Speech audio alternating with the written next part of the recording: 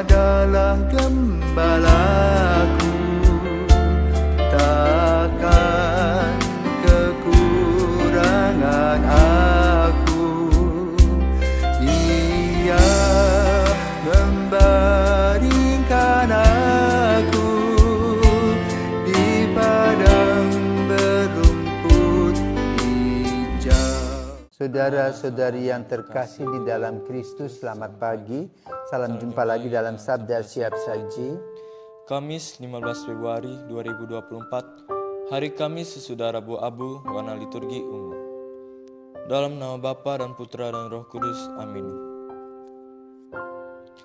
Kristus surya keadilan, kini fajar kau datangkan, enyahkanlah kegelapan, tampilkanlah kehidupan. Semoga pertobatan kami di masa Prapaskah ini menurunkan rahmat ampun atas dosa yang tertimbun. Bila tiba hari Paskah, perkenankan para hamba bersorak kegembiraan, merayakan kebangkitan. Ya Tritunggal Maha Suci, terimalah pujian kami yang kami lambungkan ini dengan ikhlas penuh bakti. Marilah kita berdoa. Allah Bapa yang Maha Kuasa, Engkau sungguh menyintai seluruh umat-Mu. Bimbinglah kami selalu, agar kami hidup seturut sabda-Mu, dengan menjalankannya penuh hormat dan syukur. Dengan pengantaran Tuhan kami Yesus Kristus, Putra-Mu yang hidup dan berkuasa bersama Dikau, dalam persatuan Roh Kudus, Allah sepanjang segala masa. Amin.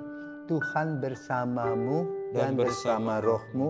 Inilah Injil Yesus Kristus menurut Lukas. Dimuliakanlah Tuhan.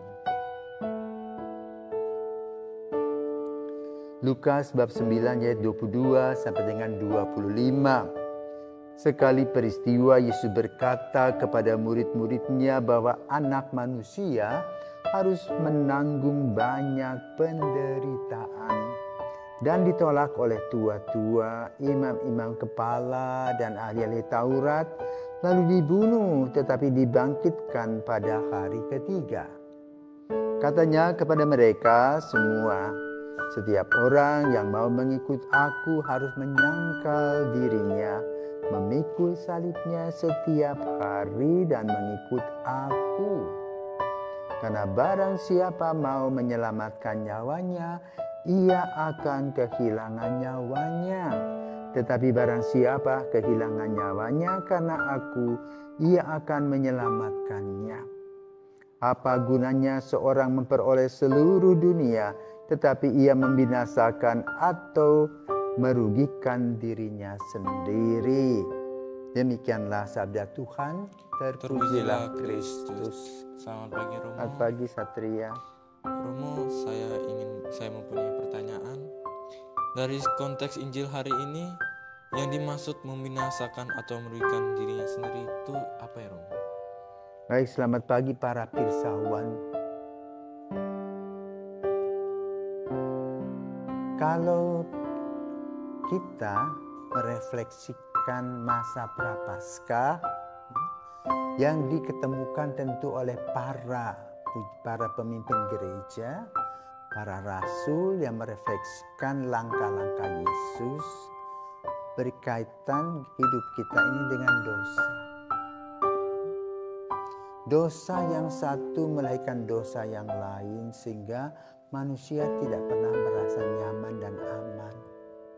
Hukum rimba menjadi bagian dari kehidupan kita. Dan manusia adalah serigala manusia. Homo homini lupus. Maka lalu gereja merefleksikan. Dan sebetulnya sebelum gereja merefleksikan itu, lahirlah yang kita kenal sebagai bangsa yang terpilih. Melalui Abraham menyadari bahwa bumi ini diciptakan oleh Sang Khalik, yaitu Yahweh. Tidak seperti bangsa-bangsa lain yang berpikir tentang dewa-dewi, sepotong-sepotong jadinya. Tetapi Abraham mulai melahirkan monoteisme. Dan sifat monoteistis itu ditampilkan dalam kehidupan orang-orang Israel.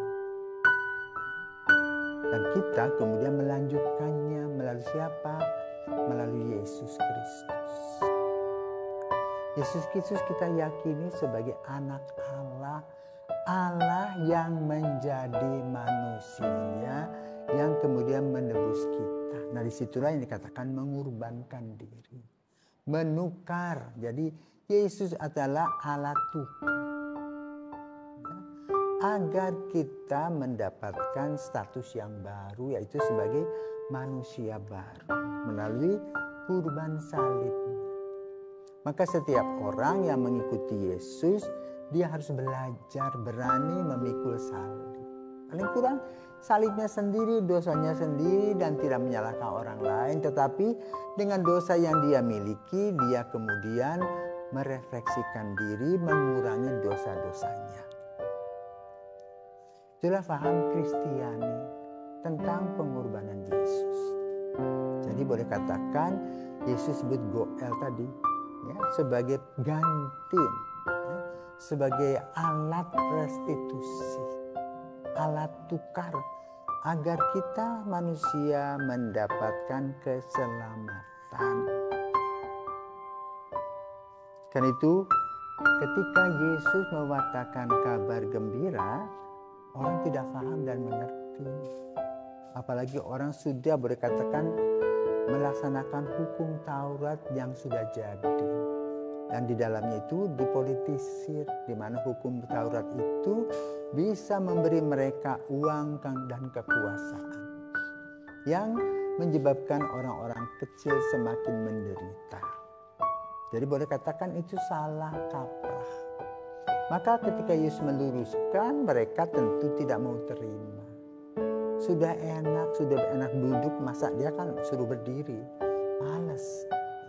Maka mereka juga melawan Yesus, sampai akhirnya mereka membunuh Yesus dengan maksud supaya apa yang diajarkan oleh Yesus tuntas selesai.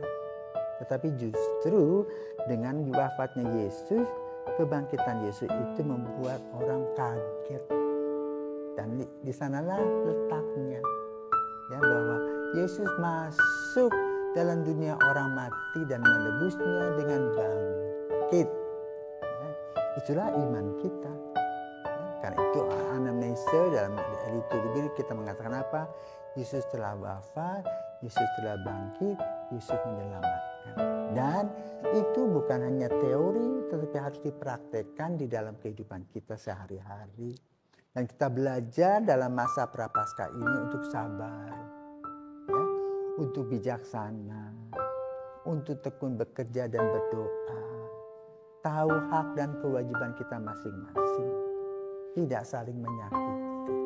Itulah pengorbanan yang harus dilaksanakan di dalam kehidupan kita sehari-hari, sehingga kalau kita bisa melakukan hal itu, ada rasa puas dalam diri kita bahwa kita sudah bisa mengalahkan diri sendiri dan membuat orang lain damai sejahtera yang seperti dilakukan oleh Yesus sendiri.